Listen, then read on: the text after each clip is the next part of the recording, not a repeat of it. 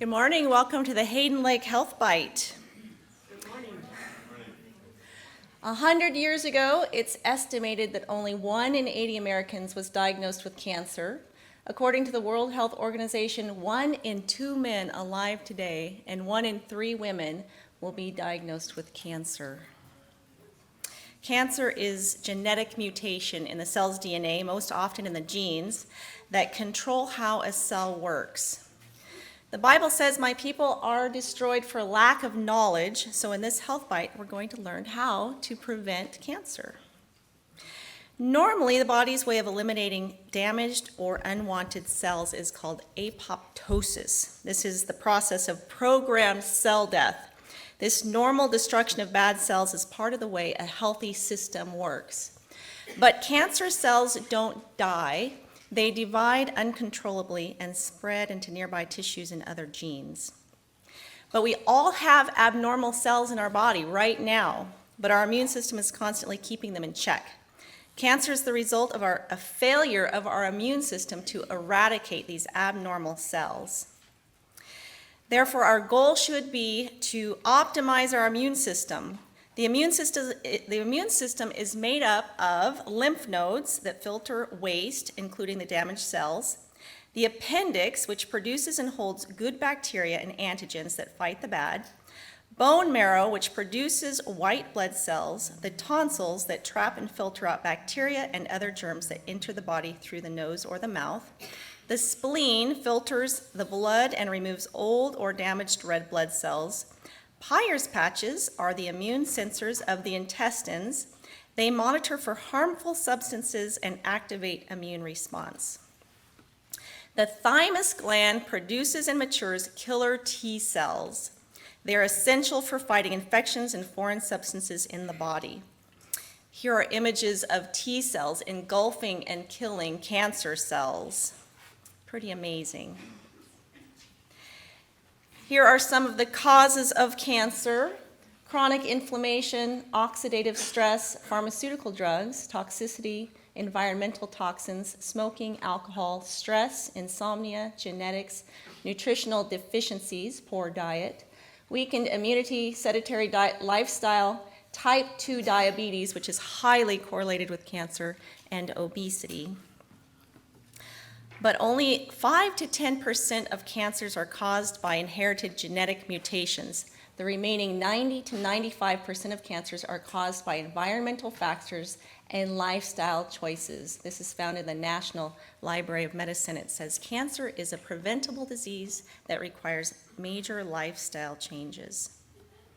The lymphatic system is a circulatory system that removes toxins and waste from all parts of the body. It filters out bacteria, viruses, toxins, and other impurities through the lymph nodes. If the lymph system is not working properly or it's clogged, toxins and waste products can build up in the body. As we live our lives in this toxic world, there is a cumulative effect. The older we get, the more toxins have accumulated in our bodies. And that's why cancer diagnosis is more prevalent as we age. So we need to keep our wonderful immune system working in top condition. And as you can see, poor nutrition is a huge factor in creating a cancerous environment in the system. For instance, consumption of refined sugar harms the immune system. In order to operate at full capacity, white blood cells require high amounts of vitamin C. And sugar and vitamin C look alike to white blood cells. So the white blood cell accepts the sugar on the receptor of the vitamin C, so the vitamin C cannot get in, and that means the white blood cell can't work. In order for our immune system to function properly, we have to feed our body high nutrient-dense foods. Here's a list of the most common foods. The lowest section of nutrient value is the refined foods, and cheese, meat, and dairy. The most nutrient-dense foods are the plants, especially green leafy vegetables. Cancer loves an acidic environment, and greens are the most alkalizing to the system. Alkaline-forming foods have a cooling effect upon the body and produce energy, while acid foods have a heating effect on our systems and sap energy. Eating a diet high in alkaline-forming foods and low in acid-forming foods reduces inflammation, prevents inflammatory diseases like cancer. Most of the foods in the acidic range are those that were in the low nutrient value foods. These are the refined foods, cheese, dairy, and meat. Notice the higher the meat consumption in a country, the higher the incidence of cancer. New Zealand, which is the most meat-eating country in the world, has the highest rate of colon cancer. This graph tracks breast cancer in correlation with daily per capita meat consumption in the corresponding countries. Cancers, tumors, and all inflammatory diseases are largely caused by meat eating. This is found in the book Counsels on Diets and Foods, but this statement is also supported by Harvard Health, and it says many research institutes have stated risks. Studies show red meat and stomach, bladder, colon, and breast cancer are highly coordinated with meat intake. In contrast, diets low in meat have been associated with increased life expectancies. In the book Ministry of Healing, we read, "Those who use flesh foods little know what they're eating. Often, if they could see the animals when living and know the quality of the meat they eat, they would turn from it with loathing. People are continually eating flesh that is filled with tuberculosis and cancerous germs. Tuberculosis, cancer, and other fatal diseases are thus communicated." The World Health Organization has classified processed meats, including ham, bacon, salami, and frankfurts, as a type 1 carcinogen, along with tobacco, asbestos, and diesel fumes.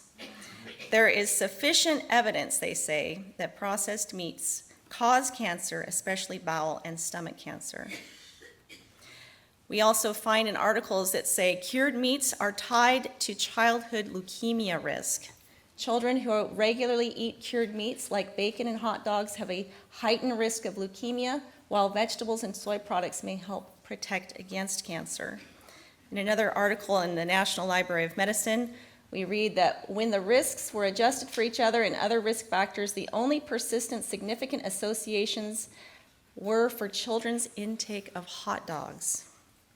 And again, in the Los Angeles Times, we read that children who eat more than 12 hot dogs a month have 9 times the normal risk of developing childhood leukemia. That's according to the University of Southern California. Children are being murdered by inches by the mistaken kindness of their parents. That's what Ellen White wrote in 1866 regarding spiced meats. And this is a side note that from 1988 to 2007, Kraft Foods and General Foods were owned by Philip Morris, the second largest tobacco company. A study found that tobacco companies that owned food companies produced what is called hyper-palatable foods, and they used the same tactics to make cigarettes more addictive. So how do we live a lifestyle that will truly prevent cancer? We adhere to God's laws. God gave us laws, not just the 10 Commandments, but also the laws of health. The first law is proper nutrition. A well-planned, total plant-based diet can supply all our dietary needs.